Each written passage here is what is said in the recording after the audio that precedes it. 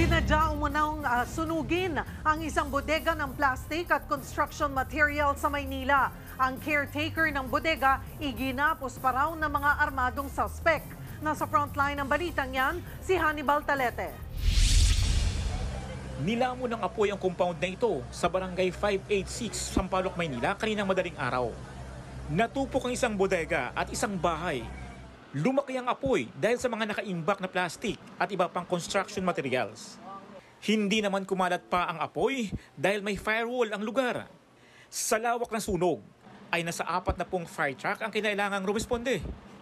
Tumagal ng halos 2 oras bago ito naapula. Ang sunog na yan, sinadya umano ng mga armadong lalaki. Kwento ng isang caretaker sa compound. Natutulog na siya nang biglang gisingin ng mga armadong lalaking pumasok sa kanilang compound. Pinadapa at iginapos umano siya ng mga ito.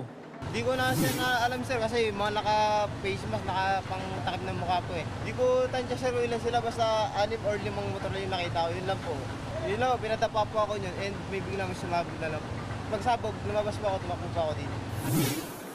May 2 kasama pa raw ang caretaker, pero hindi niya alam kung saan na napunta ang mga ito nang dumating ang mga armadong lalaki at sumiklab ang sunog. Blanco pa ang caretaker sa motibo ng mga lalaking pumasok sa compound. Iniimbestigahan na rin ng mga opisyal ng barangay at mga pulis ang insidente.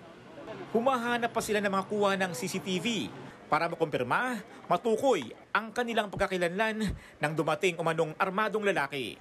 Sa record ng barangay ay wala naman daw nagbabanta sa naturang compound. Iniimbestigahan na rin ng Bureau of Fire Protection kung sinadya nga ba ang sunog. Tinatayang nasa 6 million pesos ang halaga ng natupok na ari-arian.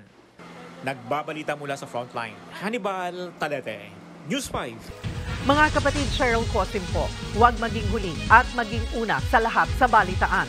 Para sa tuloy-tuloy na talakayan sa frontline, mag-follow at mag-subscribe sa social media pages ng News 5.